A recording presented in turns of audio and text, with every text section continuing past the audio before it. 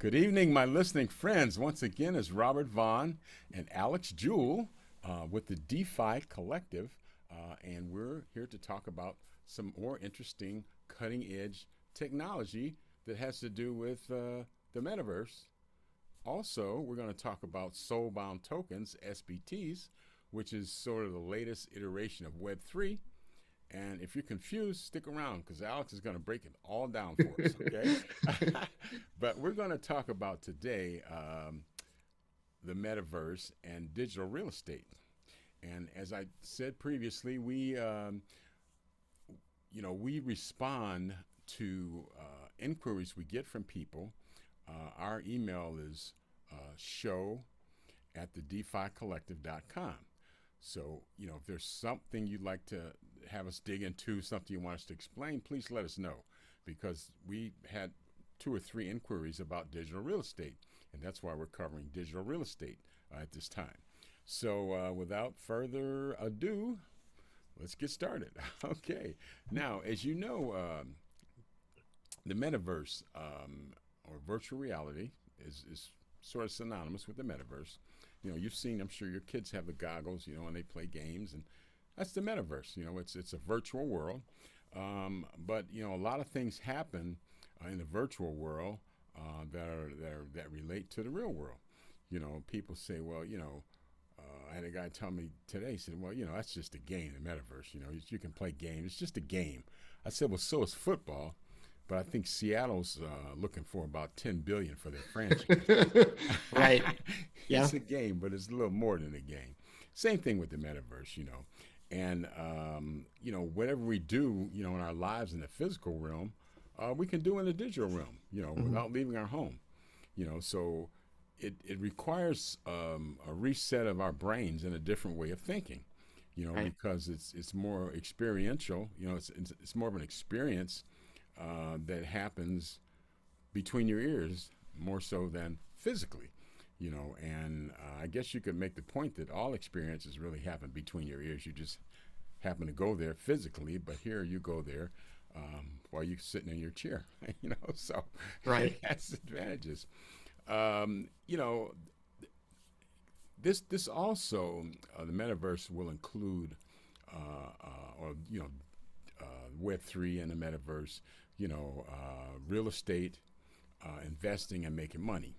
And, it seems like every bit of technology that gets driven, kind of gets driven by capitalism to a degree, because people, if you say, hey, we do a show on decentralized finance, the first thing people say was, what crypto should I buy? Well, I got creamed on this, or I lost on this. What cryptocurrency? When you guys going to talk about that? Well, see, everything's not driven by money. You Hmm. know what I'm saying? Some things are driven by making the world better. Hmm. For instance, I think if Steve Jobs was driven by money, he probably wouldn't have invented the MP3 player, and we would still have CDs, and music wouldn't be at the stage that it is now. But Right. he was driven by functionality and what it could do and how it could make society better. So, with that in mind, virtual real estate is good for investing. And you could have bought a plot last year, I believe, for about $1,000 from on Decentraland. Well, like 15, yeah, like 15 grand, 10 grand now. Yeah, that's Yeah. right. Now it's 10 or 15 grand. Right. So we're telling you this. You don't have HOAs. Yeah, they don't have HOAs. Excuse me. But, the people that got in, that's the way it is. You get in anything early, you make a little more money. But also, people benefit when they determine and make use of the functionality. Yeah. For instance, virtual real estate is already a big business for those of you that think it's just a game.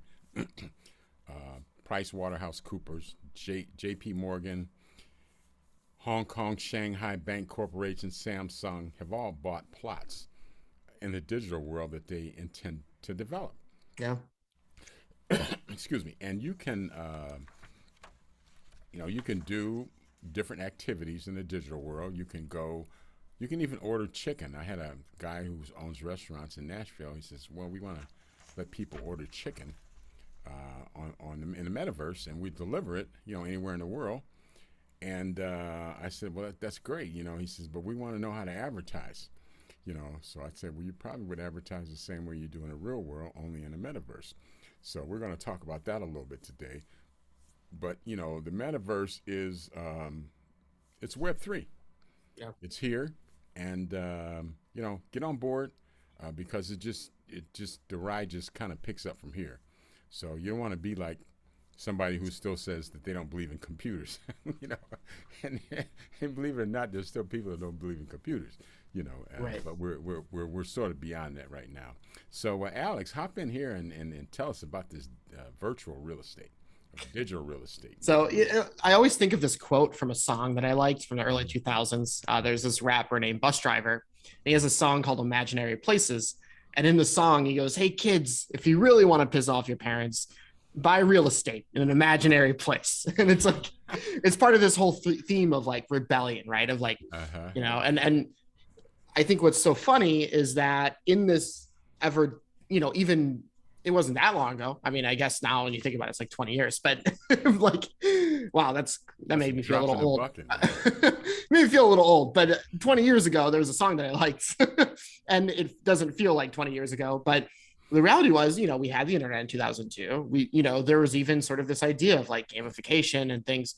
And even then, the idea of buying real estate in an imaginary place was a joke, right? Mm-hmm. And now, of course, you have kids that are making in high school that are making serious money just like trading lands, right? You've got like toddlers on iPads that are like, yeah, I'm going to trade some land today, and right. I think what's really interesting about this idea, even that person who said to you that it's just a game, right? But a lot of people don't even realize how gamification affects them every day already. Right. The way that you use your favorite workout app is gamification. They're incentivizing you. This idea of incentivization in terms of like doing the right things for yourself, like it or not, is really their lessons learned from why people like games, right? When you get rewarded for doing the right thing, right? This idea of Pavlov's dog, perhaps, it's sort of part of your brain. And so as we start creating these digital spaces that mimic or run parallel to or support or act as escape, whatever the function is, these virtual spaces are going to be more and more ubiquitous and become more and more blurred with how we think about going to a coffee shop in real life, or working out in the real life, or reading the newspaper in real life, right? You have the South China Post that has, you can experience the newspaper in a whole new way in the metaverse, right? Concerts and other ticketed events, conferences, working remotely. You talk about gamifying that. How do you keep people together and keep them incentivized to keep working and be collaborative? Well, perhaps you can still be remote in your pajamas, but maybe you're in a virtual space with your coworkers and you've got even more possibilities than in the physical world in terms of how you do that, right? These things are actually pretty mind-bending when you think about the limitations of physical space and our limitations within physical space, and how those things open up in the virtual space that make that virtual real estate even more valuable for how we build a digital economy.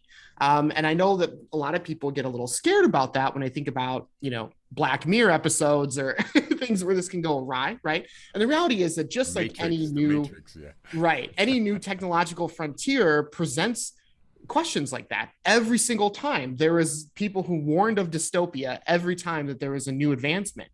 But it's ultimately up to us what that new future looks like. And if you don't participate, and if you don't leave your imprint on it, and if you don't think about what your metaverse would look like, then it's not going to look like yours.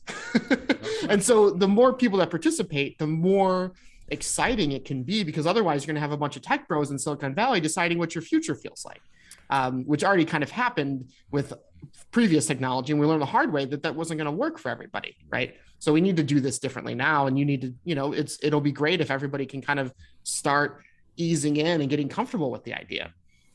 Yeah, it's great. Some companies already use it. The United States uses it to train their fighter pilots because it's three-dimensional, and the typical, when you go to a flight school, is usually at 2 dimensions. and you're inside this enclosure that moves and mimics a plane to a degree, but when it's three-dimensional, it's more realistic, because you can find out if you have issues with air awareness, or like Simone Biles said, the twisties. Well, if you get the twisties, you're not a very good fighter pilot. Yeah. But there's some things you can do to correct that. So it's in it's in use, and it's happening already. But I know the first question people ask, because we're as a world, we're conditioned to think in capitalistic terms. What's in Right. it for me? Or why should I buy metaverse land when I can buy real land? Well, that's true. You can buy real land, and you can also buy metaverse land. You Right. can, you've got college wrestling, and then you've got the WWF. You know, they're both wrestling, except one makes about 150,000 times as much money. And although that may not be the reason that you like it, I like WWF because it's great entertainment. I mean, it's like Yeah. it's like theater to me. Some people think it's real, and maybe to them it is real. But to me, it's like theater. So it's kind of like the metaverse.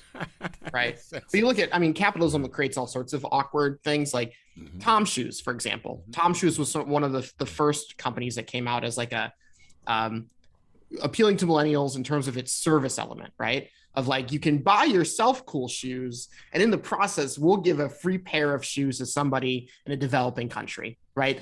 And everybody was like, wow, so I get shoes and somebody who needs them gets shoes, right? In a non-capitalistic world, that could have just been shoes for everybody, right? But in terms of a business, right, the business is like, well, we're going to be more appealing as a business, and we're going to make more money as a business because we're giving cheap shoes that people who need them when you spend $50 on a piece of fabric, right? And so that's the weird things that capitalism creates. Is it creates these weird it creates companies that kind of sprout out where they can, and hopefully that we can kind of weed out a lot of that as time goes on, when you develop more better designed economic systems like we've talked about a lot, where maybe instead of everybody having to worry about where some creative way to make money can pop up, people are worried about doing the things that they actually love and care about and getting rewarded for participating in that environment. And that's sort of what the metaverse is like, right? So the difference between things like VR and AR right now are being used obviously to, like you mentioned, train pilots, train surgeons. Anheuser-Busch created a whole metaverse for themselves to figure out their own logistical systems at their plants or that their breweries, and they actually like save themselves millions of dollars every year by like refining the process by setting it all up virtually and like training all their people that way. And so companies can use AR and VR in interesting ways. The difference is when you start talking about the metaverse versus AR and VR, well, now you're talking about a AR or VR experience that the people own and that is tokenized on chain. It has all of the benefits of blockchain that we talk about with AR and VR. So the question isn't if AR and VR are happening, right? The question is, like a lot of the time, the question is who's going to own it. And if we let big tech own it, then we do have a lot more potential for certain dystopian futures. Whereas if we can allow the workers to own it and the users to own it and all of us to own it more democratically, maybe it won't, hopefully it won't be as dystopian. Hopefully we can actually make it a lot better and more equitable and accessible. Right. And we can derive use out of it other than just making money. Right. Exactly. Capitalism does sometimes have, like you said, ancillary benefits. Like with the Tom shoes, one of the benefits were that people that don't have shoes now can get shoes for free, and that's a good thing. That's a good thing. So a lot of times, capitalism does have some benefits, but the primary benefit, the problem is that there's no money to be made, then it won't be pursued. For instance, we talked before about blockchain voting, where you could have a completely secure election system, but blockchain voting is probably not a reality because nobody figured out how to make money on it yet. Somebody figures out how they can get the government to pay for each person to vote, I'll guarantee you'll see blockchain voting. So that's just something there. But you know, people buy land in the metaverse for the same reason they buy it in the real world. They buy it to build things on. And you can go to Decentraland or Sandbox. In the Decentraland, you can purchase a piece of land, and then you can build a building on it. You can make a coffee shop, a place where people could meet up, and have coffee. There was even a story which was kind of really weird, where a girl was sexually assaulted in the metaverse. Yeah. I said, wow, that is really crazy. But when you think about the implications of that, yeah, it affected her. Of course, yeah. Yeah, because I guess when she was sexually assaulted, there would be like a humming or buzzing in the computer. So when she heard that, she would get anxious, So, I mean, it's sick, I mean, it's sick, but that's the kind of effect that the metaverse can have. Anything that you can do in the real world, you can do in the virtual world. And it affects you emotionally, right? Well, we already know that people get affected emotionally online anyway, right? Just by words. Right. People get manipulated by words. You think about a lot of these horror stories of subreddits and 4chan where people are bullied or pushed to extremes. And those things are serious and they happen virtually, right? And so people, this actually, inversely, it provides another angle of understanding the seriousness of virtual spaces, because at the end of the day, people are emotionally invested into virtual spaces, right? So for those negative things, they're emotionally invested, it affects them, right? But for the positive things, they're also invested, right? So it's still part of the human experience. It's still tangible in that regard in terms of its impact on us as human beings. And so we have to take that seriously, just in terms of how we impact it positively, but also perhaps how we figure out governance, right? How do we figure out regulation that does provide the same protections for people in terms of how they're affected, right? How long did it take for regulation for internet stuff, right? How long, it took a lot of negative. Now, I mean, we have. You can, for things that you do online, if you do things virtually that impact somebody's life, you can get prosecuted for that, right? And so that's important, but it took a while. It took too long for lawmakers to understand that this was happening digitally. Well, see, I think one of the problems is, when you get not just the citizenry, but your leadership, which comes from the citizenry, that's not very well educated on technology. Right. I never will forget, the look on Zuckerberg's face. I guess it was 7 or 8 years ago when he was trying to explain the internet to the senators, and he just couldn't not believe that they couldn't understand the internet and what it did, and they were asking questions about, well, where's this cloud at? Is it up in the sky? Where's this cloud? And he had explained to him, it's a bank of computers that we store information on. But they, and most of them are older, and that's probably one reason why they didn't understand. So maybe we should have a rule that to be a senator, you need to be between 30 and 40 or something. I'm sorry. Yeah.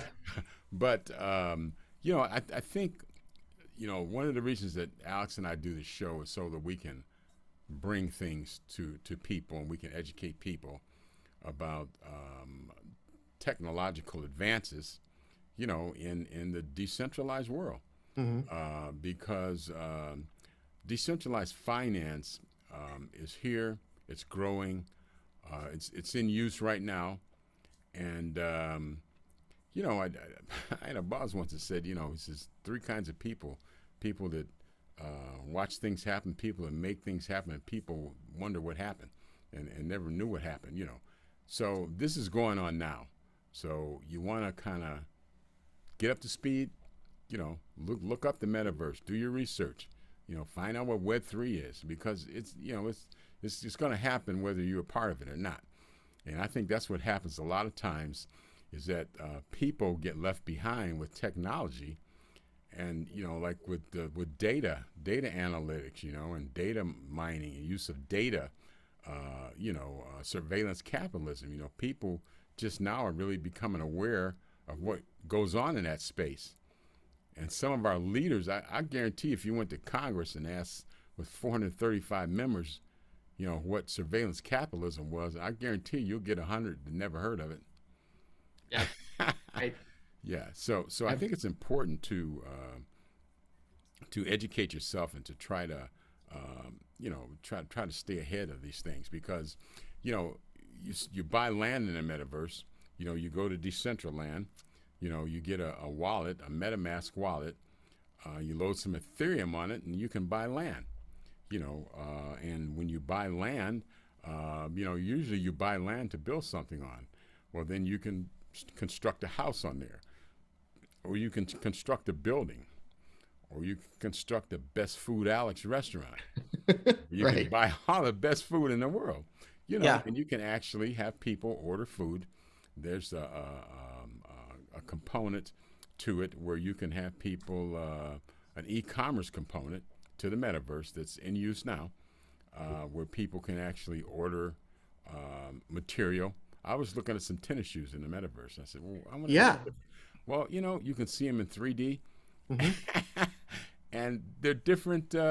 You can try them on. I Different. You mean, can you try. imagine your Yeah. avatar. Imagine you're at home and you're online shopping. What's everybody's biggest complaint about online shopping is I can't see it on myself, right? Can't see it I myself. don't know if it's going to fit.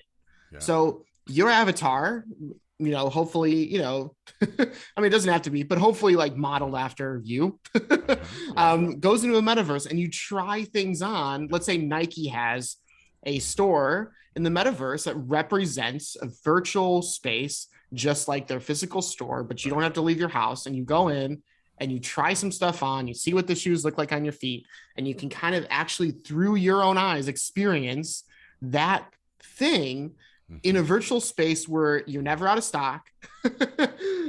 You're not dealing with like crowds, you're not having to get out there, right? You're not and you get to give it a shot, right? You can Yeah. see it on yourself before you buy it. Yeah. um, that's a simple example, Mm-hmm. right? I mean, the reality is you can, anything that you do in real life, that you think about in real life, and you think Mm-hmm. about the pain points of those things, Mm-hmm. they're most likely there are most likely people in the virtual space trying to solve those pain points for you. They are. They are. And whether it's how you experience fishing or how you experience your runs, right? What are your pain points when you run?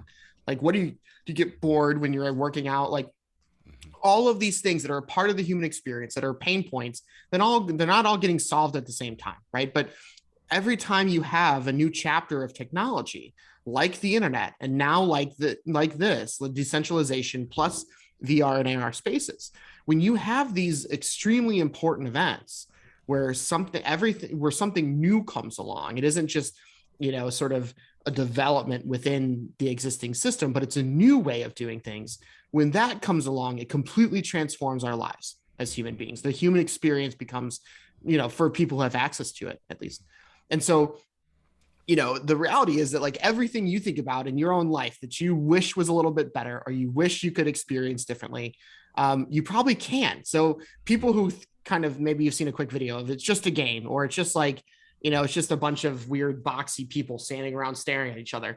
That That's not what it is. You can, anything that you like, any musician, any book you like to read, any movie you've enjoyed, when you think about those things in a virtual space where you get to be there, Mm-hmm. that's pretty powerful. And it's valuable too. Just to give you an example, the first concert I went to was a Rolling Stones concert at the Akron Rubber Bowl a long, long time ago, before Alex was born, back in the old days. And they had an unknown artist that opened for him, and they said, "We want you to listen to this guy. We think he's great." And we heard him when we were in Detroit, and we invited him to tour with us. Well, his name is Little Stevie Wonder. You know, I mean, Stevie Wonder opening for the Rolling Stones. I mean, what would that experience be worth if you could be at that concert? Yeah. 3D. I mean, it's just, some things, or Michael Jordan's basketball game when he had the flu game, when he had the flu and got IVs at halftime and still came out and scored what 48 or something crazy, with the flu. I mean, certain experiences, you can relive, and then certain experiences you can create and be a part of in the metaverse, Mm-hmm. and that has value. Yeah. I think experience has a lot of value. I mean, if you go to an NFL game or watch a football game on TV, it's the experience, especially if there's something that you're there live, it's the experience of being there. Yeah. Because that experience, until the metaverse came along, you couldn't really recreate it, Or it can be a complementary experience, right? Let's say you own a Snoop Dogg NFT, Mm-hmm. and then you check out Snoop Dogg's event Mm-hmm. in Decentraland or something, Mm-hmm. and you get to like hang out with him in a virtual space before the real show. Like these are, And maybe you get unreleased music or something. right. You get Right. like that ability, that access has never existed before. Mm-hmm. Um, and that's sort of amazing in terms of not just its cultural things, but also all those business opportunities we've talked about, the work opportunities, the everything that's important in your life. It can completely change those experiences. I mean, So for it's sort of an instance, endless list of yeah. opportunities. For instance, Snoop has property in the metaverse, and Mm-hmm. I guess a guy bought the house next door to him and sold it and made a lot of money because it was Right. next to Snoop Dogg. Yeah. I mean, Larry Bird has property, and I guess there's a basketball court. He built a basketball court next to Larry Bird's house. Now, I'm sure to somebody in Boston, a Celtics fan, that's worth a lot of money, Right. in the metaverse. So, you can not only build a home in the metaverse or a building, but you can furnish it with Right. NFTs. Maybe you have an NFT of a painting, or maybe you have an NFT of a unique piece of art or something that you can put in that home. You can furnish that home, and that in itself has value because someone else may want it and be willing to pay a premium for it. Right. So decentralized finance, what it does, in the metaverse, it takes the middleman out. Yep. You don't have to go to the bank. You don't have to, have a deed signed by an attorney. You don't have to go through all that. You don't have to have a purchase contract. You have a smart contract, and you do a deal, and you transfer Ethereum or whatever to them, and the property gets transferred to you. And there's a chain of custody, so there's less opportunity for scams. The only scams you really want to look out for is when you get celebrities, saying, buy this cryptocurrency, because I guess there's about 12 of them that are indicted now, for what you call pump and dump. They get a Yep. currency and they say, oh, this is so great, and everybody buys it, and then they sell their shares and it goes down to zero. So, Yeah.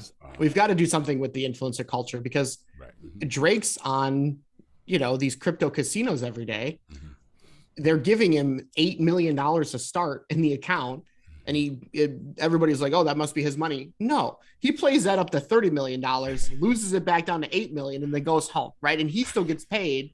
But all these people are like, oh my God, he made 30 million. I should try that. I Right. wonder he can And get for that some house. reason, Yeah, they don't make any money on it. But he's on there every day, and hundreds of thousands of people watch this. Right. So you think about this, like, a lot of what celebrities push is predatory because they're ultimately the face of they're being used to they're trying to make advertise. money. Yeah, trying to Right. make money. So you do have to take it with a grain of salt, even things that like somebody like Snoop Dogg does, where Snoop Dogg is doing a lot of this stuff for real, for right reasons, but also a lot of these celebrities have, they have rate sheets. And if somebody's paying what's on the rate sheet to talk about something, they're probably going to talk about it. Right. As a rule of thumb, if Kim Kardashian is telling you which cryptocurrency to buy, that's probably a red flag. I mean, yeah, a little bit. That's probably a little bit of a red flag, yeah. But, to buy real estate on the metaverse, open a Decentraland account, get a MetaMask wallet, put some Ethereum in it, and you log in, set up an account, and you go buy land. And you can furnish it, and you can list it on Ocean Sea. Is that? OpenSea. OpenSea, yeah, OpenSea. I'm sorry, yeah, OpenSea. You can listen to OpenSea, which OpenSea is sort of a digital real estate agent, so to speak. Marketplace, functions right? Like all pretty marketplace. much any NFT that's in your wallet is visible on Hmm. OpenSea. It's essentially it's like a marketplace that's built on a window into everybody's wallets, right? So Hmm. you connect your wallet, other people have connected their wallets. You can look at what's on their wallet, and Hmm. you can put things up for sale. You can Hmm. you can sort of people can put offers in for things you have. So it's a marketplace, but nothing is on OpenSea. Hmm. OpenSea is sort of just that like The marketplace on middleman, yeah. top of the blockchain. Yeah. That's a middleman, yeah. So, okay. Well, real estate in the metaverse is virtual real estate, but the money is real. It's virtual money and it's also real money because one mana equals $1. Is that exchange rate? I don't In know if the that's real world? exchange rate. Yeah, that's okay. But Uh, my point is the virtual money can be converted into dollars and real it's money. close to $1, 96 cents. 96 cents. Okay. Man, 6 months ago it was like two something. Yeah, yeah, yeah. So, Yeah. so it's virtual things that happen in the virtual world um, have effects of what goes on in the real world. Yeah. If you make $40 million in a virtual world, then you can bring that to the real world and actually do something with it. Yeah. Make a donation to Alex and I, or you could keep it all yourself. Whatever works. Okay. Well, that is metaverse land, digital real estate, and now we're going to cover another item that sort of is up and coming, called SBT or Soulbound tokens. Soulbound token is a non-transferable but recoverable, revocable token linked to a soul address or a personal address. Mhm. For instance, something that could not be transferred could be a diploma. You know, Alex has got a advanced degree from the University of Illinois, Mhm. and if you don't believe he has it, you can check on a blockchain, look at his wallet, and you can get some party permission to verify, that you do have it, without Right. having to send it out to everybody and have all your information out there. Right. Do you want to make someone a loan? That information can exist in their token that they've taken out 11 loans before and paid them all on time. So without assigning a credit score, you probably could deduce that that's probably a pretty good risk. So in that case, maybe they don't need as much collateral as someone who only paid the 11 loans back 9 times. Right. So soulbound tokens have a lot of different applications in the real world, and most NFTs are designed to be transferable. Right. Is that Alex creates an NFT? I say, okay, it's worth $5,000, and somebody says, oh man, that's an Alex original. I say, yep, it's an Alex original. I said, well, I'll give you 7,500 for it. Okay, 7,500. I sell it. Alex gets his 10% because he put in the smart contract that every time it transfers, he gets 10%. Now, with a soulbound token, once an NFT is issued to you, it's non-transferable. Right. So you cannot take that NFT, and that would be things such as, your diploma, digital verification of a driver's license. Alex says that he, has 1,800 hours flying a jumbo jet, and I say, well, I don't know about that, Alex. I Right. can do a lot of things, but I can verify that. I can, Right. go to Alex's wallet and ask for permission to verify that, and the verification was placed there by the flight school that he went to and not by him. And he Mhm. cannot change it. The only thing Alex can do is refuse to accept the verification.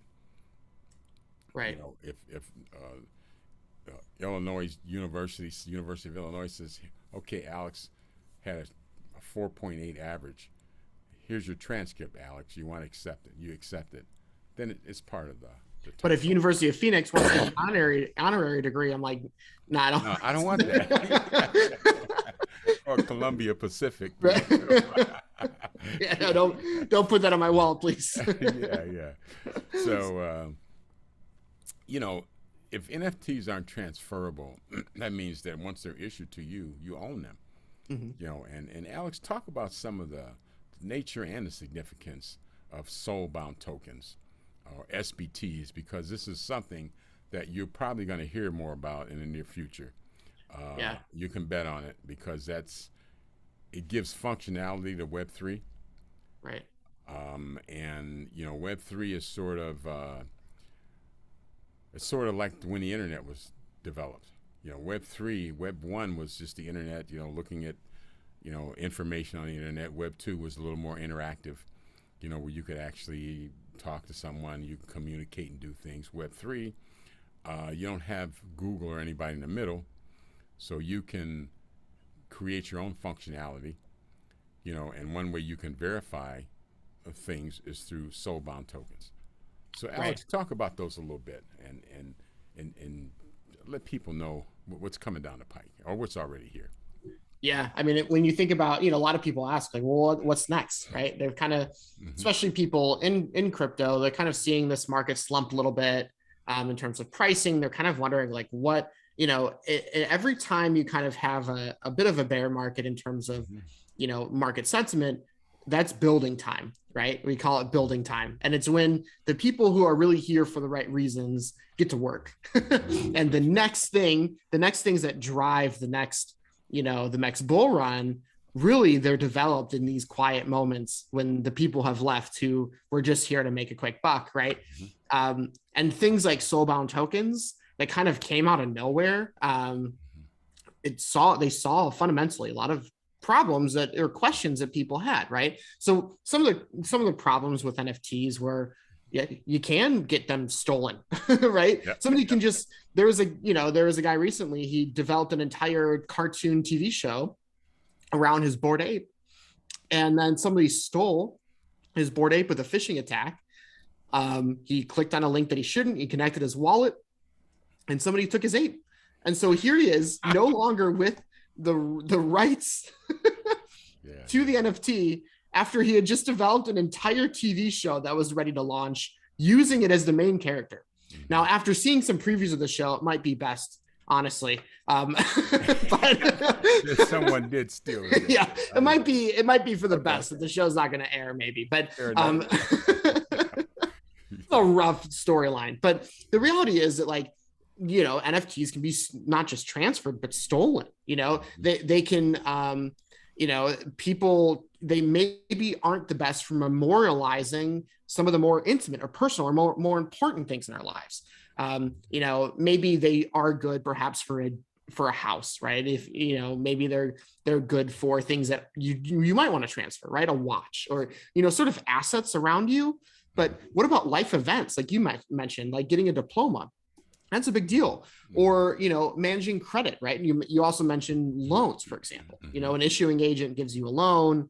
Now you have an SBT that represents you got a loan, and let's say you pay it back over time. Now they revoke the loan SBT and they issue you some sort of SBT that represents that you paid it off. And now you have SBTs that are contributing to maybe some overall social credit or credit score. Right. So those are really great use cases. Now, when we talk about decentralization, though, it gets really interesting. Well, who's the issuing agent, right? Who are the guardians of things? And this is where you have the idea of DAOs. We talked about DAOs before. We've done an entire episode about DAOs. But let's say you have a DAO that's the issuing agent for a specific lending platform. Okay. For those of you that didn't see our previous show, a DAO is a decentralized autonomous organization. Right. That's governed by the members of the organization and not by a central entity. So go ahead, Alex. So let's say you have some loan officers, some issuing agents that work for the DAO. They contribute to the DAO. They earn their own SBTs for being stewards of the DAO. And maybe as being good stewards, i.e. they contribute greatly to the DAO. They issue loans effectively for the benefit of everybody who participates in the DAO.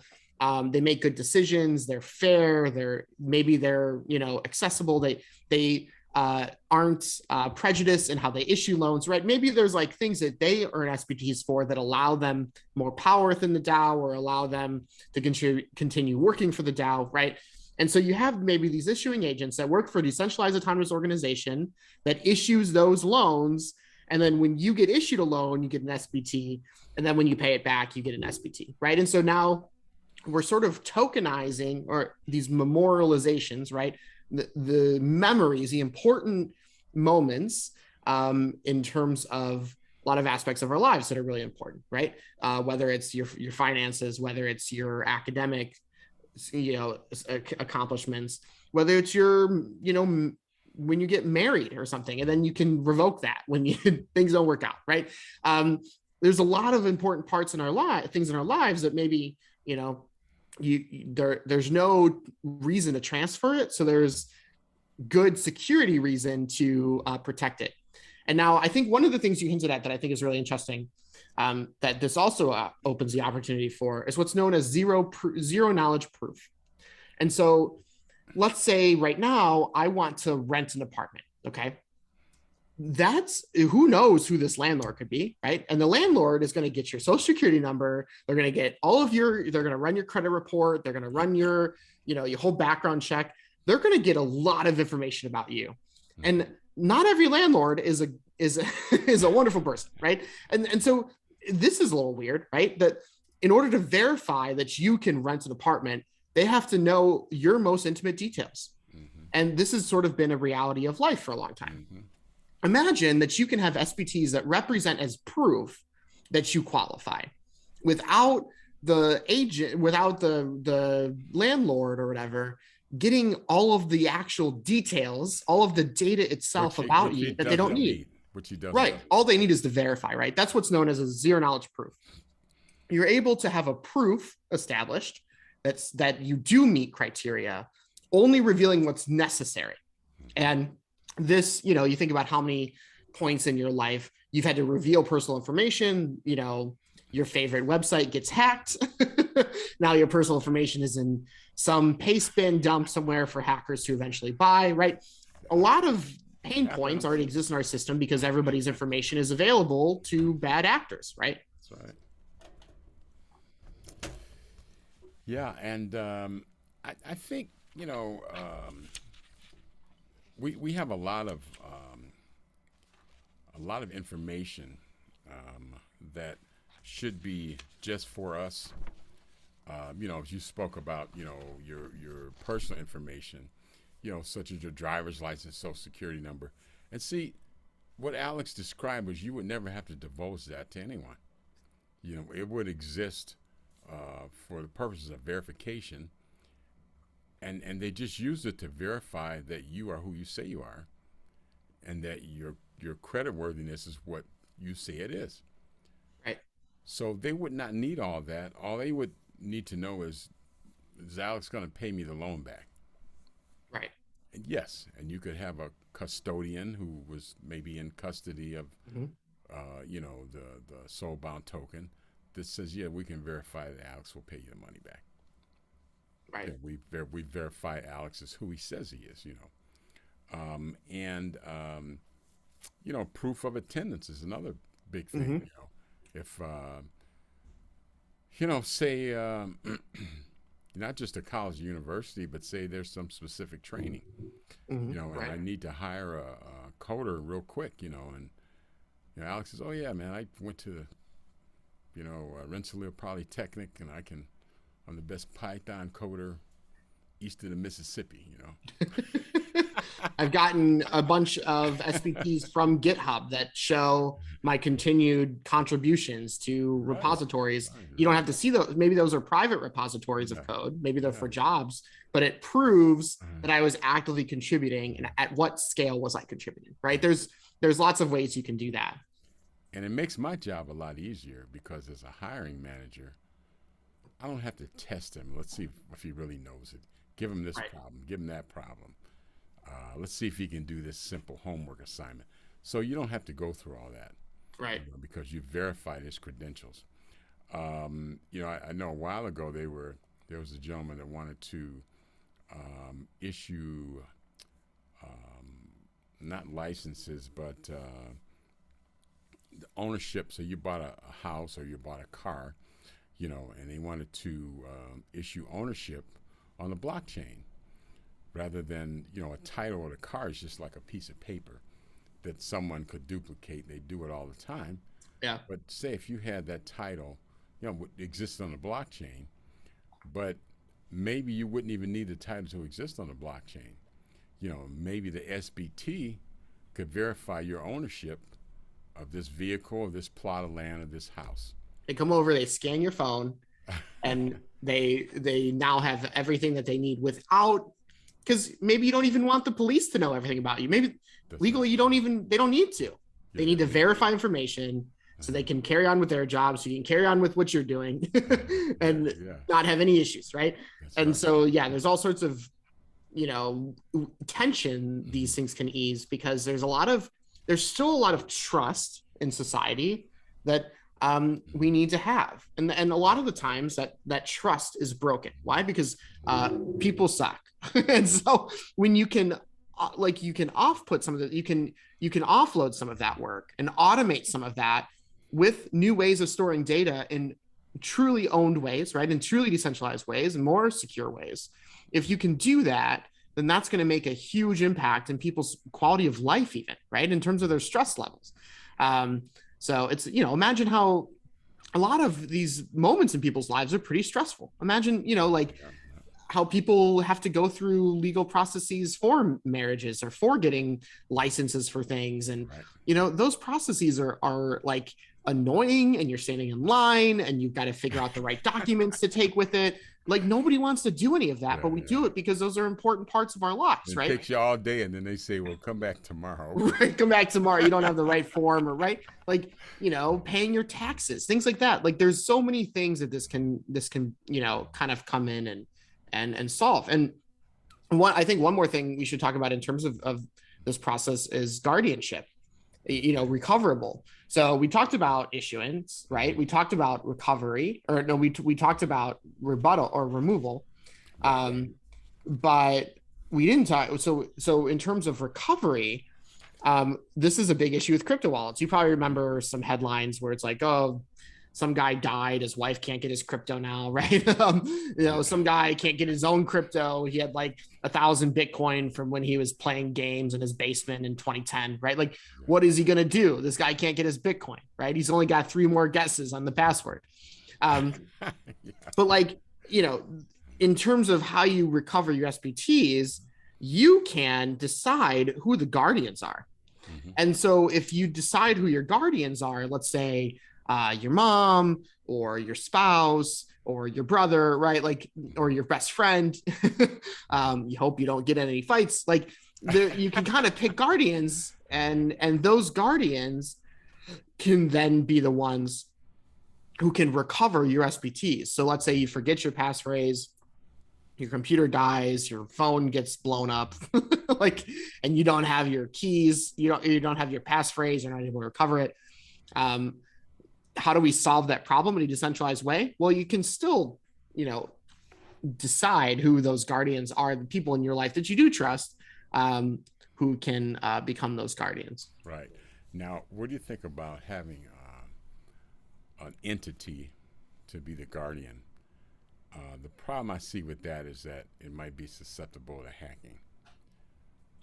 Right. Yeah. If you Right. centralize too much to an It's entity, centralized. Right. Right. Right. now some families might centralize too much. The Duggars, that might be centralized at that point. Then everybody can hack their kids, right? Like,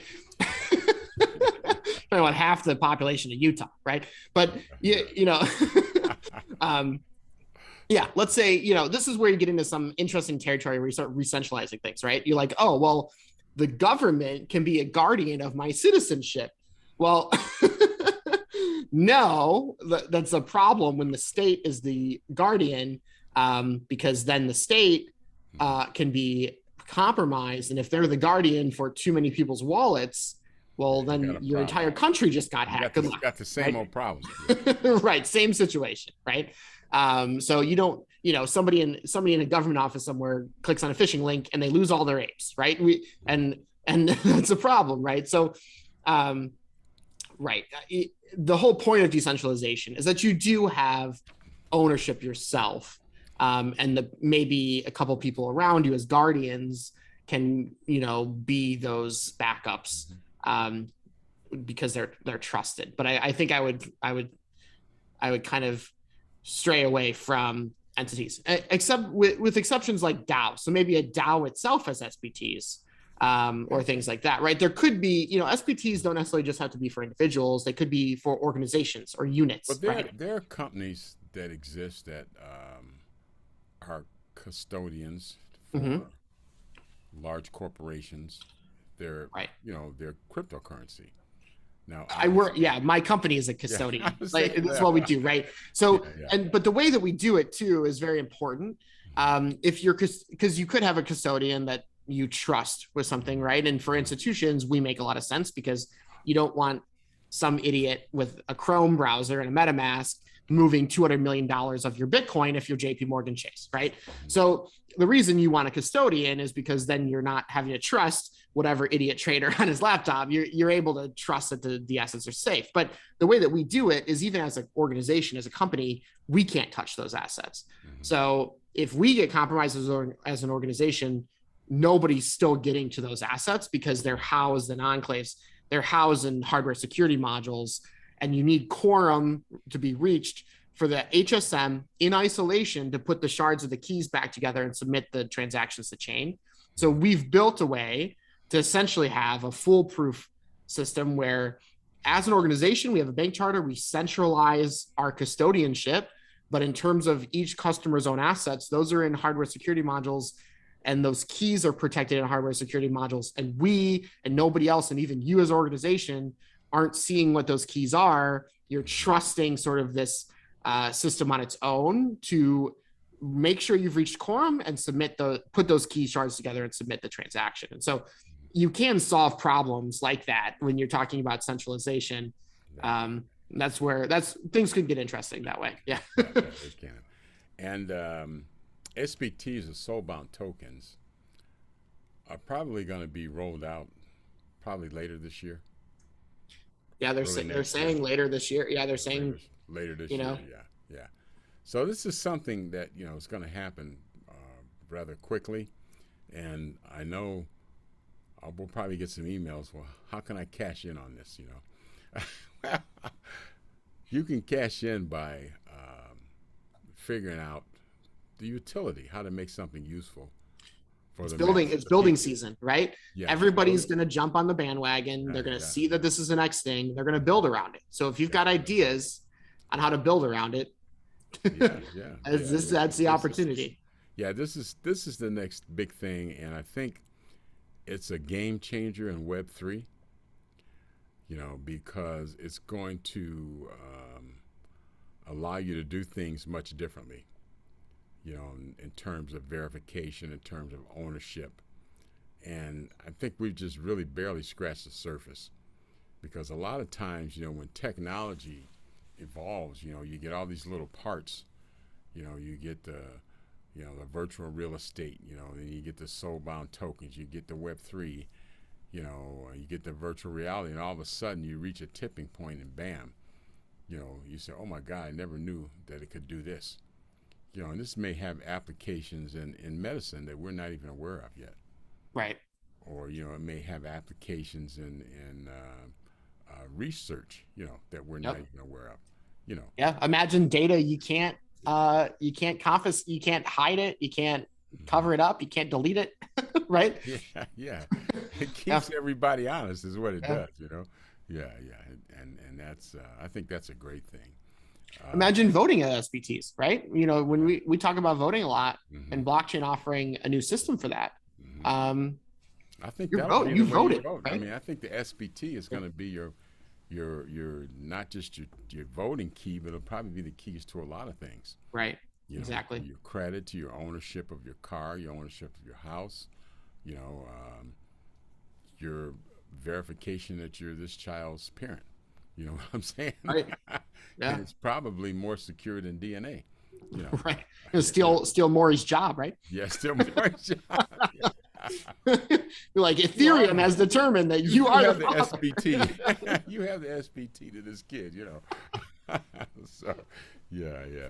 But soulbound tokens are something that it's the next big thing. And I would advise everybody, look into it, do your research, investigate it, and come up with some uses for it. I mean, I think when Steve Jobs, when he invented the MP3, he probably never even envisioned that it would have the effect on music that it does. Yeah. Or that Look at what he did for turtlenecks too. Yeah, look at turtlenecks. Come back of the century. Yeah, so you just never know when things when technology when a new technology is introduced, how it's going to be beneficial. Right. So I would say if you want to make some money, figure out uses for SBTs, and that's where your money's going to be made, because we're moving toward a decentralized society, which we're going to talk about next show. Is going to be a decentralized society and what that means and what the implications are. But we're still a capitalistic society. And although that hasn't worked out great for a lot of people, and some people it's worked out more than great, what, what decentralized finance does, it reverses the flow of ownership. So you take ownership and take charge of your finances more so than you did before. And you don't have to go to a big bank to beg for money. You can go on the internet and beg for money. And if your SBT says that you're credit worthy, then you can get some money. Ask a group of your peers for a loan. Yeah, a group of your peers is a DAO, a decentralized autonomous. Imagine asking Twitter if 20 people collectively on Twitter will give you a loan. Yeah. So, it's and we find it fascinating because, we're we're living in a time where there's a lot of technological change, particularly with the internet and Web3, that's going to have effects that we're not even aware of now. It's going to affect us in ways. So I think it's important that everybody learn about it and kind of stay on top of it, because you don't want it to get in the wrong hands. Right. You want everybody to be involved. I think what's happened before is that only a few people were involved. Like if it's the stock market, I think 10% of the people own 92% of all the stock. And you got a few people making decisions for everybody, and it works out good for them, but it doesn't work out for everybody else.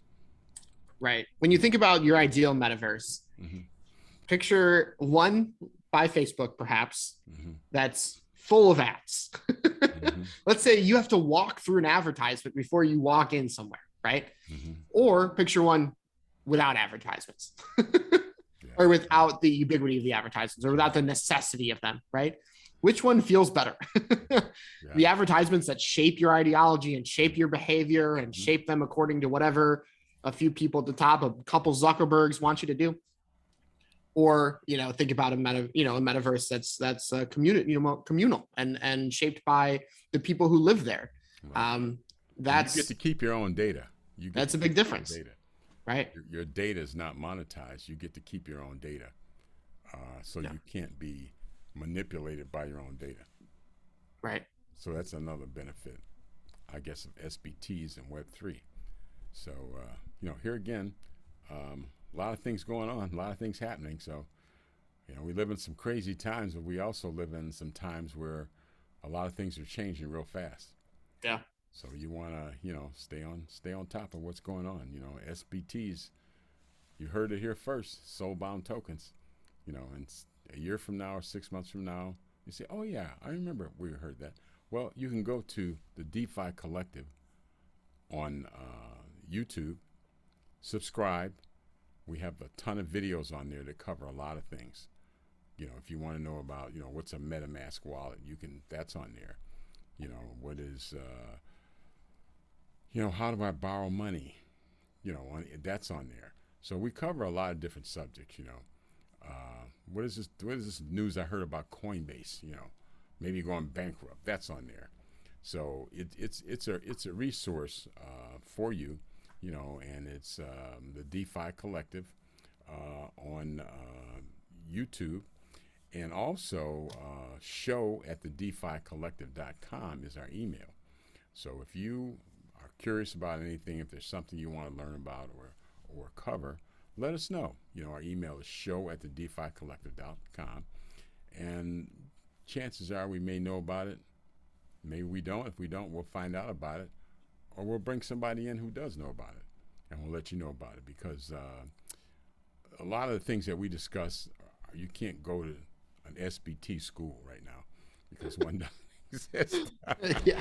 There's A no paper. metaverse. There's no degree in metaverse education. Yeah. So There's a 36-page paper if you guys want to read it. yeah. That's right. That's right. Yeah. With references and footnotes if you want to spend another few hours.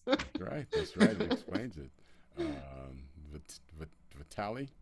Vitalik, yeah. Yeah, So Vitalik. the paper on SPTs was co-authored by Vitalik, who's the co-founder of Ethereum, or he's the co-founder of Ethereum. And I'll be honest, I didn't get through the whole paper.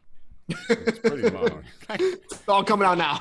Yeah, but there's a lot of information. It's not like reading. It's an academic. It's an academic paper. Yeah, it might take you a half hour to read a page and a half. I mean, it's crazy, But it's maybe for bonus material, I could read the whole thing soothingly. As an extra video, I can read it. Yeah. Do a little DeFi Collective audio book of the SBT paper. Yeah. But we say that jokingly, but that paper is probably going to be read by a lot of people. Yeah. Before it's all said and done, by the end of the year, there are millions of people are probably going to read that paper. So. Right. A lot of nerdy people who are going to then take it and turn it into ideas that hopefully shape our future differently. That's right. Yeah. Okay. Well, once again, we thank you for your time, and unfortunately ours is up, but we hope that we've maybe enlightened some people, maybe told you something that you didn't know about. And again, show at the DeFiCollective.com is our email. Subscribe to us on YouTube, the DeFi Collective, and we will see you next week, and we're going to cover what a decentralized society might look like, or what it's beginning to look like, because decentralized finance is going to change the way society does a lot of things, and we're going to let you know what some of those changes are and what they might be. So Alex, any closing thoughts? Sorry, the sun kept following me around. I kept trying to get out of the sun and just but yeah, this is a great show. I think these are exciting topics right now. Okay. Well, stick around. It gets better. And we'll see you next week at the DeFiCollective.com. Have a great week. Bye-bye.